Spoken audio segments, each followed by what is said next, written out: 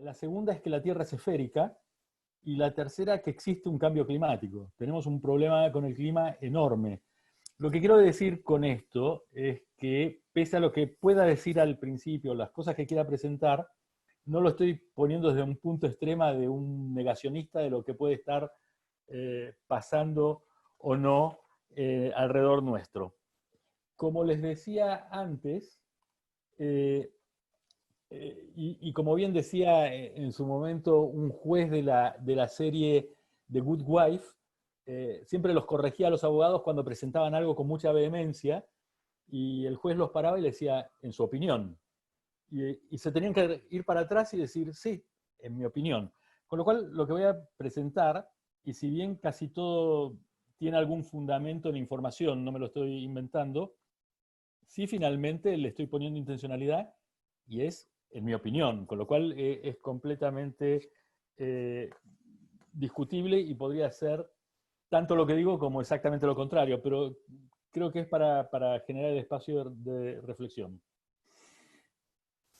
El primer punto es que si hacemos memoria, y no demasiada, es decir, no nos tenemos que alejar años atrás, sino pensar en septiembre, octubre, noviembre, incluso en diciembre del año pasado, el clima que teníamos ya estaba enrarecido. Es decir, el hecho cierto es que eh, el clima en el mundo era raro, ¿no? Algunos, cuando hablan de esto en el negocio, tratan de explicarlo con el acrónimo este militar americano de que estamos en el mundo VUCA. El mundo VUCA, en términos de negocio, se usa desde el año 2012, si no me equivoco, y de hecho desde hace 3 años ese mismo término ha evolucionado y ya no se dice que es un mundo VUCA, sino que en algunas escuelas de negocio, y posiblemente más promulgado por eh, la Escuela de Negocios de Londres, la London Business School, hablan de mundo TUCA. Dicen, ya el mundo no es volátil, es turbulento. Los problemas que tenemos son tremendos. Una de las mayores cosas que podemos ver en ese mundo es los temas de cómo, por diferentes razones, y no es el momento para querer analizarlas, las diferentes posiciones y posturas que hay en el planeta tienden de una forma u otra a posiciones extremas, de blanco y negro. Es como que estamos perdiendo matices, ¿no? Entonces hay posiciones extremas, hay radicalización. Lo interesante de esto, que como tendencia, los procesos de radicalización se empezaron a estudiar en el año 2005. En el año 2005 ya hubo varias publicaciones que señalaban que como tendencia global se tenía que prestar atención a procesos de radicalización porque se veía que el políticamente correcto ya no iba a resistir mucho tiempo más y que iba a generar ese tipo de cosas.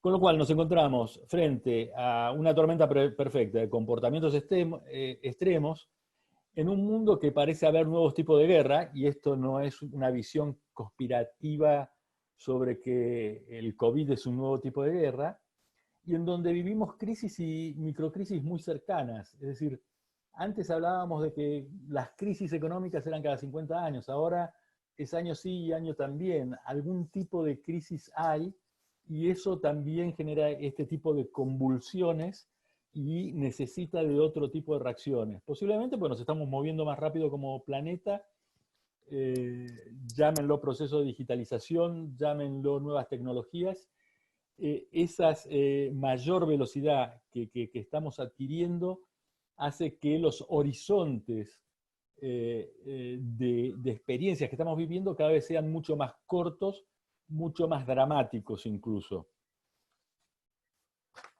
En ese mundo sí estamos tomando posiciones. Entonces,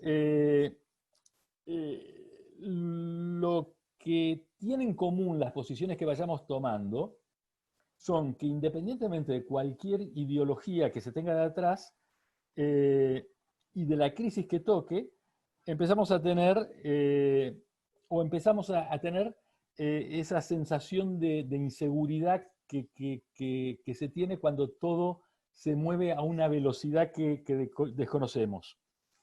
Entonces, esa posición que empezamos a tomar a veces nos pone radicales e inflexibles a nosotros mismos. El otro día me pasó con una persona que estábamos discutiendo y me decía, yo siempre fui inflexible. Y digo, antes decía, soy una persona inflexible, u otra que salía y decía, yo siempre fui flexible. Y los dos discutían y perdía completo sentido lo que estaban haciendo porque eran los dos inflexibles en sus posiciones. Entonces eran cosas tremendas. ¿Qué pasó en estos últimos meses? Llega el virus, más tarde o más temprano, diferentes países van tomando medidas, pero si hay algo que se propagó más rápido que el virus fue el miedo. Y nos atemorizamos muchísimo con esto. Es decir, España ha sido dramático lo que ha pasado. Ahora uno se va a otros países, no sé, Costa Rica, donde hasta ahora han tenido, por suerte, solo 12 personas fallecidas por el COVID-19 y viven en cuarentena. Entonces, de alguna forma, nos encontramos con sensación de pánico y nos sentimos desprotegidos porque vimos que cada gobierno tomaba las decisiones que mejor pudo tomar, porque finalmente nadie sabía sobre qué estaba actuando. Algunos la tomaron tarde, algunos la tomaron con sesgo ideológico, pero el hecho cierto es que el peor de los efectos que ha tenido esto es que se creó una situación de miedo, de inseguridad en las personas que se propagó mucho más rápido que el virus en sí mismo.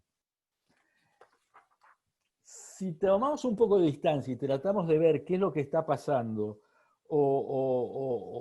y sin llegar a adentrarnos en el mundo de las conspiraciones, con esto insisto mucho, vemos lo que está pasando, durante un par de meses el mundo se detuvo casi completamente. Y si vemos cómo reaccionó la gente, cómo resignó parte de sus libertades, cómo por miedo se quedó encerrada, y un montón de cosas así, posiblemente estemos frente al estudio sociológico más grande que se haya hecho en la historia de la humanidad.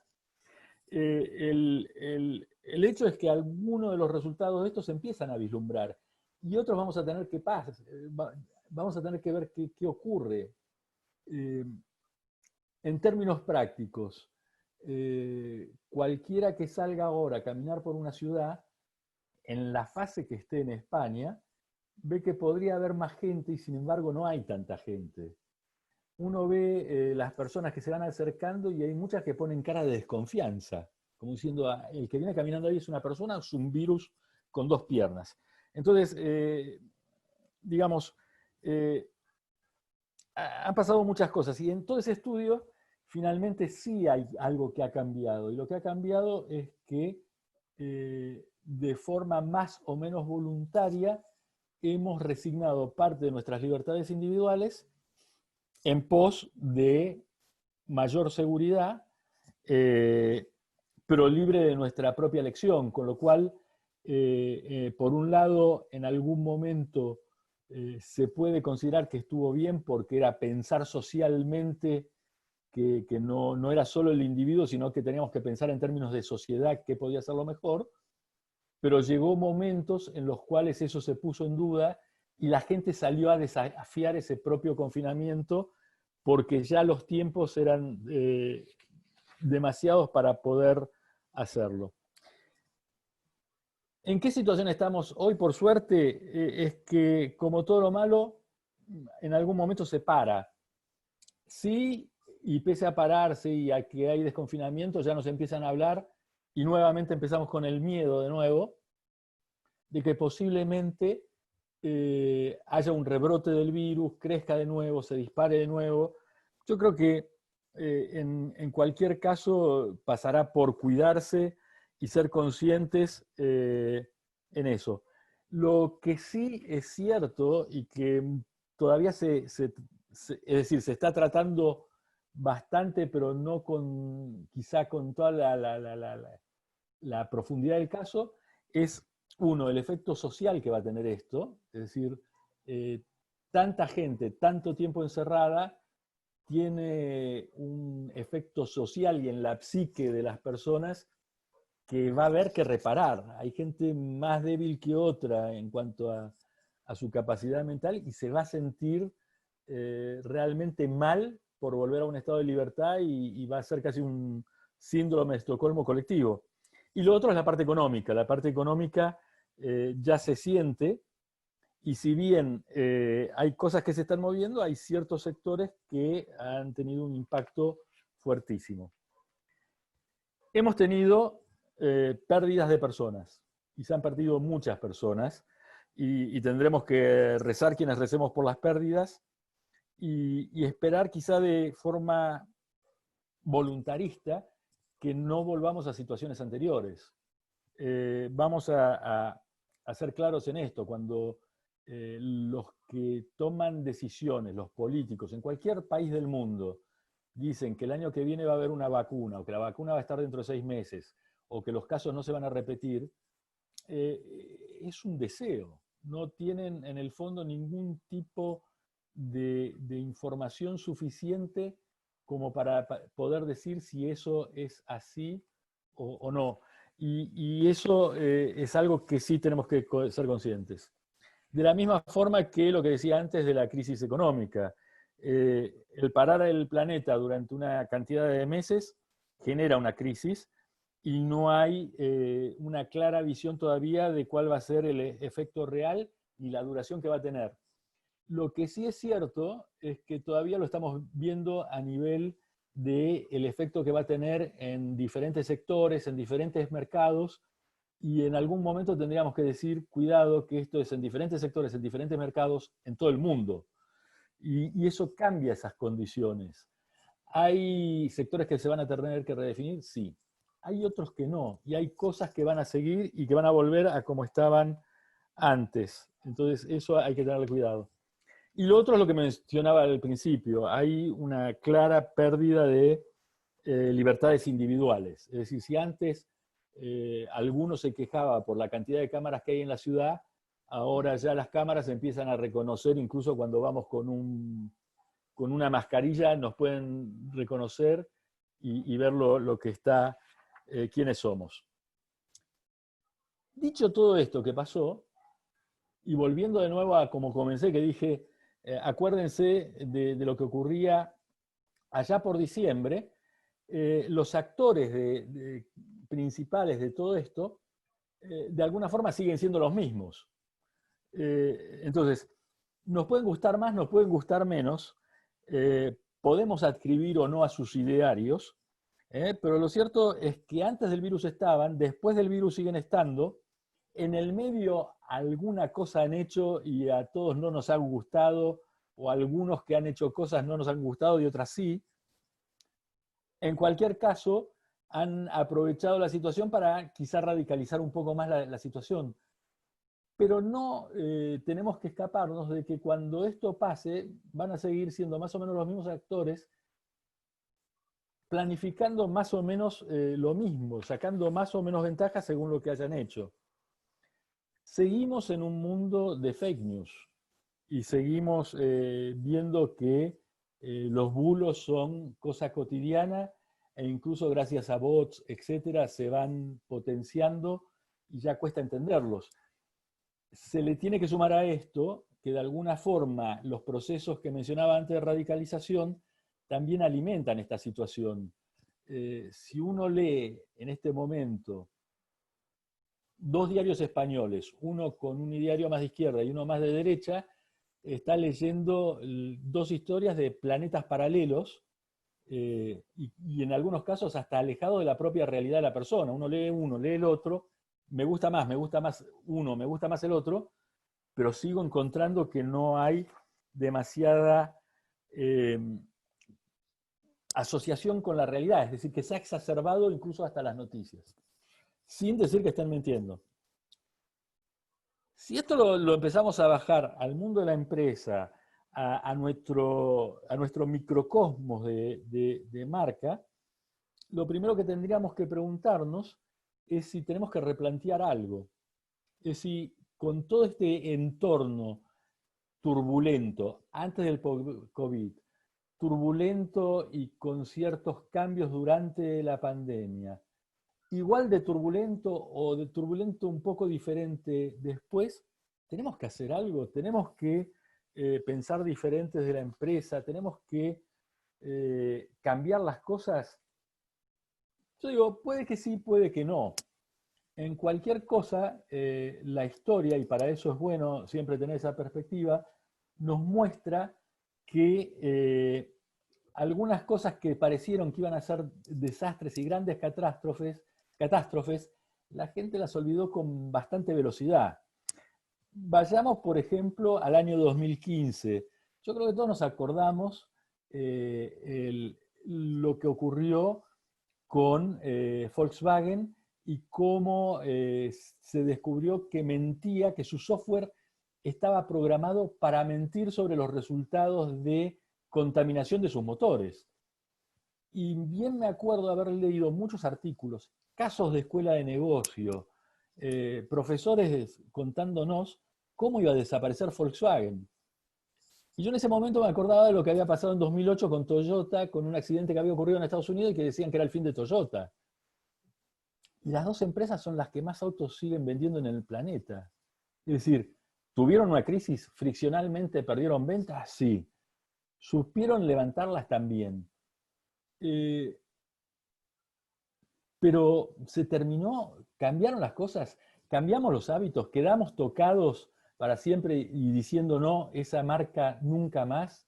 Lo que han hecho de mentir tan descaradamente no puede ser aceptado y nosotros como usuarios, consumidores, clientes, ciudadanos, tenemos que castigarlo. Y parece que no. Si me vengo un poco más cerca, me vengo a este mismo año. Cuando empieza la pandemia, Sir Richard Branson toma la decisión de mandar por 8 semanas de vacaciones a todos los empleados de Virgin Atlantic sin ingresos. O sea, lo suspendió. Dijo, señores, se acabó, yo lo suspendo.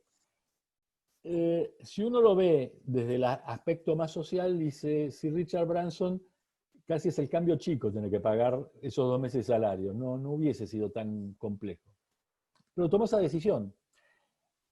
El problema más profundo es que durante años ha hecho gala de que el propósito de Virgin pasa por poner en el centro primero a sus empleados y después a sus clientes. Y cuando llegó el momento de crisis, hizo todo lo contrario, con lo cual ese propósito se cayó a pedazos. ¿Alguien está viendo mal a la marca Virgin? ¿Alguien está viendo mal a Richard Branson? ¿Alguien se acuerda que hizo esto? Hasta los empleados salieron a defenderlo. Con lo cual, digo, en algún punto hay cosas que sufren ese tipo de distorsión y pasan rápido. Por otro lado, hay empresas con perfiles un poco más bajos y que el propósito que tenían antes del COVID, el que tuvieron durante la pandemia y el que van a tener después, se mantiene. Ejemplo podría ser Tony's Chocolonely. Tony's es el líder en venta de chocolates en Bélgica, en tabletas, en Holanda, parte de Bélgica, está creciendo muy fuerte en Alemania, es líder en Dinamarca también. Tony's, aparte de tener su marca Tony's Chocolonely, tiene ese pequeño sello amarillo que lo que dice es 100% libre de esclavitud. Y es algo que tuvieron desde que se iniciaron. Es un chocolate caro, es un chocolate con mucha vida, es una marca fabulosamente trabajada, pero sobre todo está trabajada en base a realidades. Y los valores que pone en juego los traduce en actos. Ejemplo es, todos los empleados de Tony's Chocolonely tienen 2 meses de vacaciones por año. Pero uno de esos meses tiene que pasarlo en las granjas de chocolate en África, ayudando al granjero y asegurándose que está en condiciones en cuanto a los ingresos, en cuanto a que sus hijos van al colegio y no están en la granja buscando cacao, en cuanto a sanidad, en cuanto a salud, en cuanto a limpieza, y se asegura que eso vaya ocurriendo. Y en este momento Tonis entró en un tercer nivel en su propósito, en el cual está dando cursos de cómo se puede atacar los temas de esclavitud en las granjas de cacao a empresas como Nestlé. Entonces, en algún punto nos encontramos con marcas que lo tenían antes, que lo supieron mantener y que lo siguen manteniendo. Entonces, eso puede llevar a pensar en si es necesario o no esto de replantearnos esa nueva realidad después del COVID, los cambios que tenemos que hacer en el COVID, porque algunos tendremos que hacer, pero otros son mucho más de raíz y son mucho más permanentes y tienen que mantenerse dentro de la organización. Les muestro algo muy, muy, muy sencillito. Cuando estamos hablando, cuando necesitamos pensar, tenemos diferentes tics las personas. Algunos cuando van pensando dicen y siguen hablando. Otros cada cierta cantidad de palabras hacen y dicen no, porque esto es muy interesante, ¿no? Yo tengo un problema con eso, y es que cuando empiezan a hacer así, le empiezo a contarlos y pierdo de vista la profundidad o la calidad de los contenidos que realmente está transmitiendo la persona, porque no soy capaz de seguirle la corriente, me pierdo con ese tipo de modismos. De la misma forma, si nos vamos a Argentina, ¿no? En vez de decir boludo, dicen bolú, ¿no? Entonces empiezan a hablar y dicen, no, pues sabes, bolú, esto que estás haciendo acá, no, bolú, esto no puede ser. Si nos vamos a Chile, tienen el huevón, ¿no? Entonces dicen, guay, es que esto, tío, tienes que pensártelo, huevón, que entonces la cosa que ir a hacer huevón, y cada 5 palabras dice huevón, ¿no? Y el otro dice bolú, y el otro dice y el otro dice che. Así.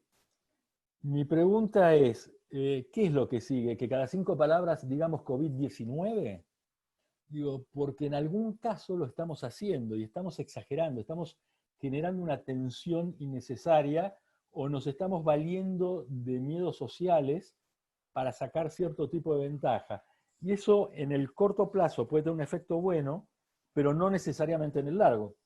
Entonces, cuando hablamos de marca de esto, antes de que estuviese la pandemia, hablábamos de propósito de marca, de estrategia de marca, de imagen de marca, de activación de la marca, de comunicación de la marca, de experiencia de marca, y del cliente tiene que estar en el centro. Y de estas cosas ya hablábamos. No son nuevas, no son cosas que porque hubo un virus, hubo una pandemia, tenemos que cambiarlas. Ya existían de antes. Entonces, ahora lo que parece ser clave con todo esto es que vamos a seguir con lo mismo de antes, pero agregando post-COVID. Entonces vamos a decir, no, tenemos que crear un propósito post-COVID, o tenemos que relanzar la imagen de la marca como resultado de la pandemia, o tenemos que generar una nueva experiencia de la marca, exigencia de la nueva normalidad. Digo, si nosotros nos fijamos qué es lo que pasó en el último tiempo, digo, el consumo bajó. Bajó porque hubo una crisis económica, no porque hubo una pandemia. Entonces hubo gente que dejó de consumir. La gente que siguió consumiendo, lo que cambió no fue el hábito de consumo, sino los canales por los cuales se proveía. Entonces, en vez de ir a comprar las cosas a tiendas, empezó a usar más Amazon. Pero siguió. Entonces, no hay una nueva normalidad, sino que hay nuevas tendencias o cosas que se pueden potenciar. Pero hay otras cosas que siguen siendo tan importantes como eran antes y que son de principios y que en realidad, por mucha adjetivación que le pongamos, siguen en principio pareciendo lo mismo. La primera enseñanza que surge de esto es que el que haya habido una pandemia, el que hayamos estado en cuarentena, el que estemos con una crisis económica, el que hayamos perdido esas libertades individuales, el que hayamos perdido familiares incluso, pasan a ser cuestiones de escenario. Y nosotros no somos parte del escenario, nosotros somos actores. Entonces no somos el decorado. Y si pensamos que somos parte del decorado, posiblemente nos acerquemos más al mono con la guitarra. Es decir, tenemos que seguir pensando en la importancia de nosotros como sujetos y no como objetos. Entonces, todo esto que está ocurriendo son cambios en el escenario que necesitan que me adapte, pero no que tenga que hacer grandes cambios. En algunas cosas sí, en algunos sectores también, pero no es todo, no es todo, no es como que el mundo se puso de nuevo, se reseteó y hay que iniciar todo de vuelta y hay que iniciarlo distinto. Hay que entender qué cosas sí y qué cosas no. Uno de los temas que mencioné antes de esto fue el tema de que en todas estas turbulencias vivíamos atados a la fake news. Una de las cosas que está empezando a verse ahora y que ya se veía antes incluso de la pandemia era lo que se conoce como los fake purposes, ¿no? Es decir, es como el fake news corporativo. El propósito de una corporación es el que es, porque es lo que define el porqué de su existencia. No es que mañana voy a tener un propósito nuevo, porque si no empiezo a ser como Groucho Marx, tengo mis principios y si no le gusta tengo otros.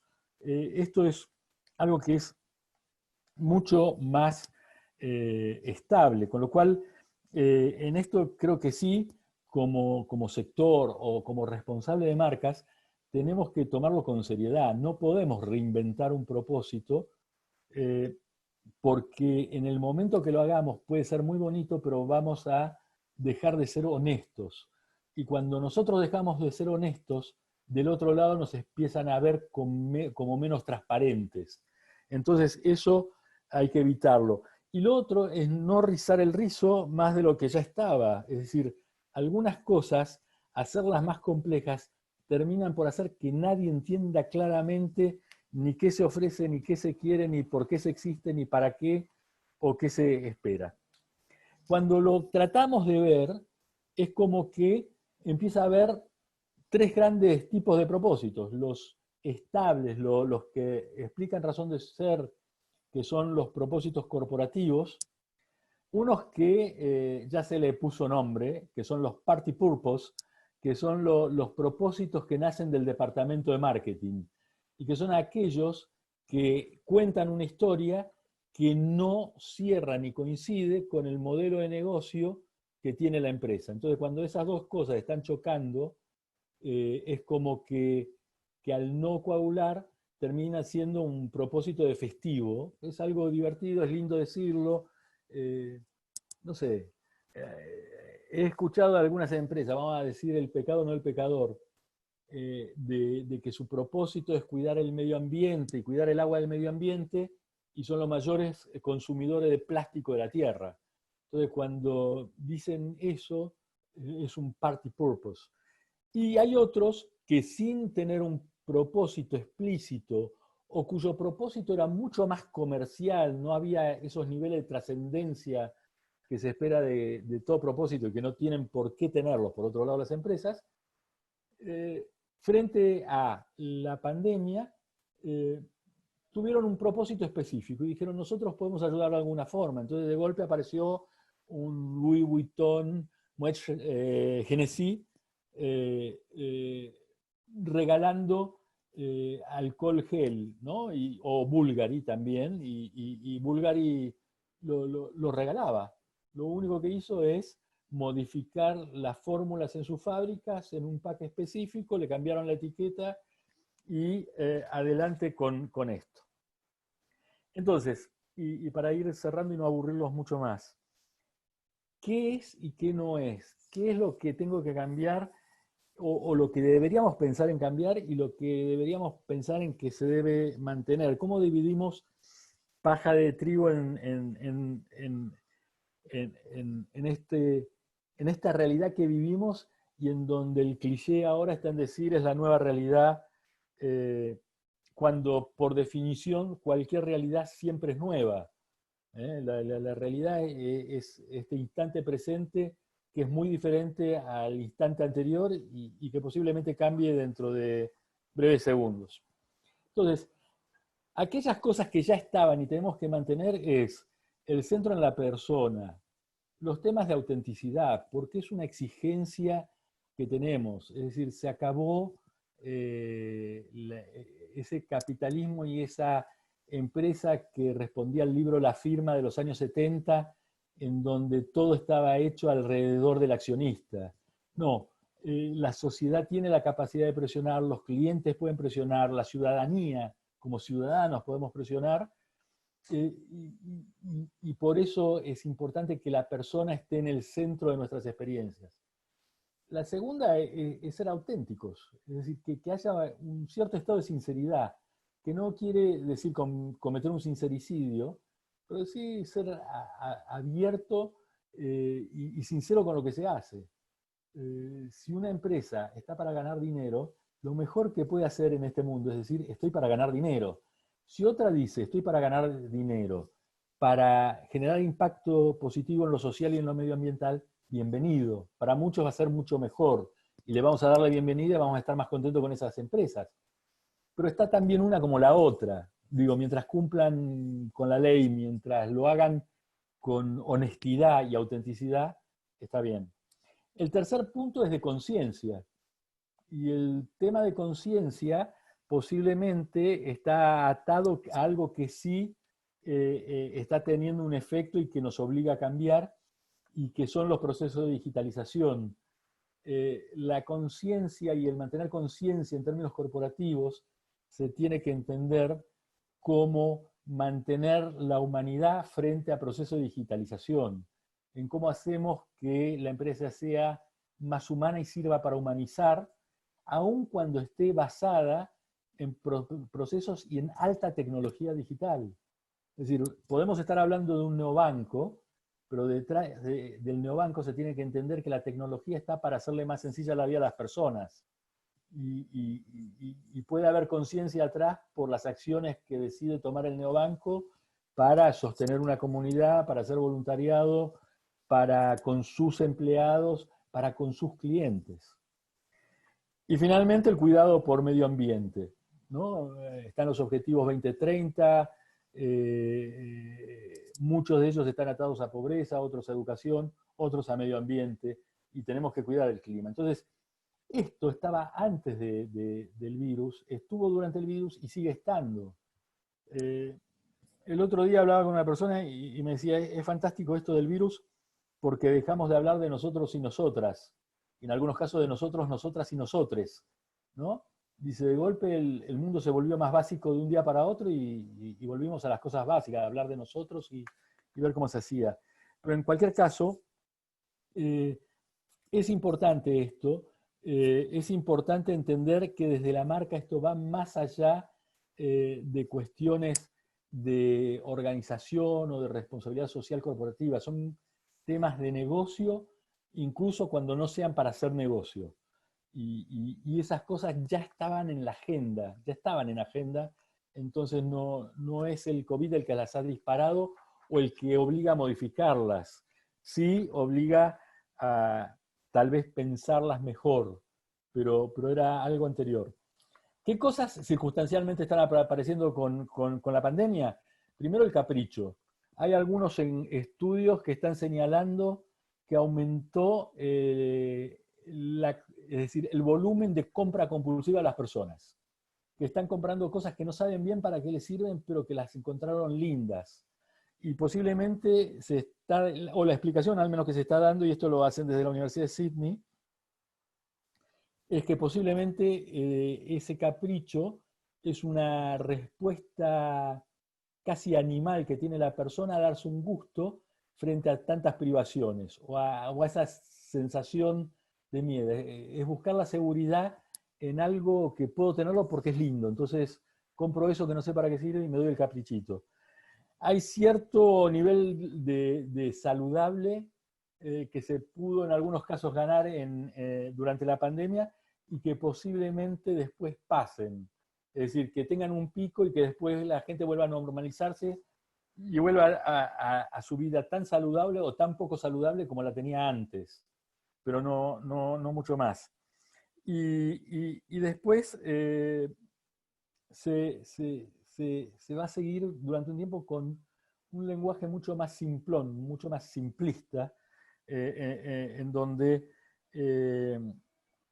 vamos a hablar de forma más coloquial, vamos a ser más directos. Quizá en algunos casos hasta pueda sonar en algunas personas algo agresivo, pero casi por necesidad o por aislamiento, o vaya Dios a saber por qué. Entonces, como decía al principio, han cambiado los canales de distribución y la capacidad del consumo en parte de la población, y eso es crisis económica, no es pandemia, pero no las intenciones del consumo. Entonces, el patrón de alguna forma permanece, y las marcas deben ser conscientes de esto, pero como tema circunstancial. Saber que esto es algo que puede durar un tiempo, pero no va a ser eterno, no es una nueva realidad.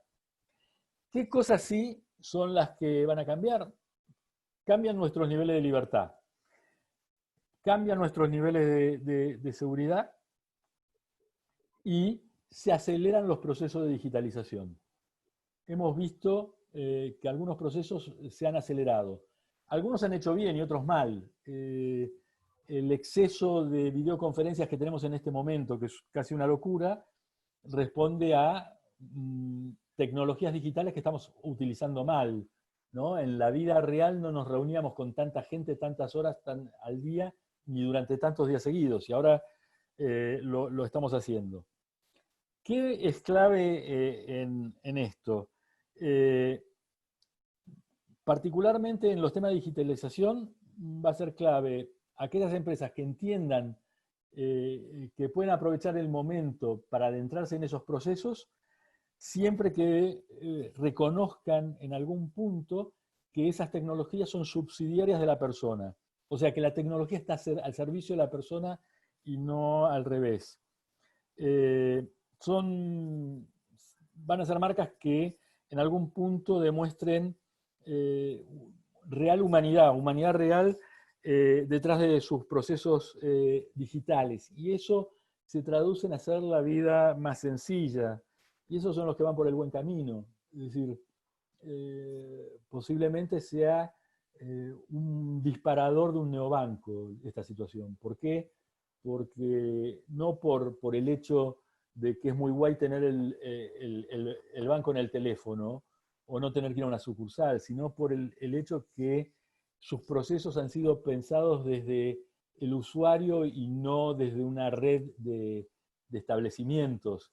Entonces me han hecho la vida más sencilla y eso es buenísimo.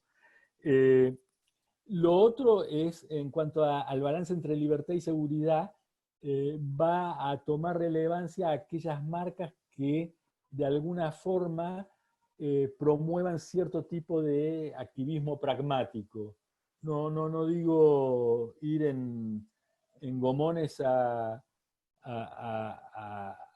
subirse a pesqueros que cazan ballenas como lo hace Greenpeace, porque para eso está Greenpeace, pero desde las empresas, desde lo corporativo, sí, en algunos puntos, y sobre todo mientras se mantenga el nivel de turbulencia que hay en el entorno, el tomar algunos tipos de posiciones en los cuales genere cierto nivel de activismo pragmático.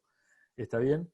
Y lo otro es respetuosos con lo que sea la conciencia colectiva, la mayor seguridad. En algún punto va a chocar y nosotros como sociedad posiblemente le pongamos un freno a lo que está pasando. Con lo cual, de alguna forma, si tuviese que hacer una gran síntesis de esto es, aquellas cosas que son fundamentales de las marcas eran fundamentales antes, son fundamentales ahora y van a seguir siendo fundamentales.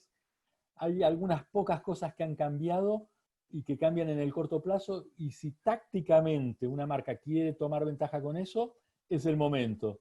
Y saber que eso pasa por reacción caprichosa de compra, por cuestiones de salud, o con un lenguaje mucho más simple que usualmente utilizaban, porque la gente está esperando eso, menos adjetivo y mucho más acción, verbo. Y lo que sí va a cambiar, y veremos cómo se va reacomodando, son cuestiones como la que decía recién de digitalización, libertad y seguridad. Y ahí los dejo en paz. Ahí terminé. Muchas gracias, Cristian.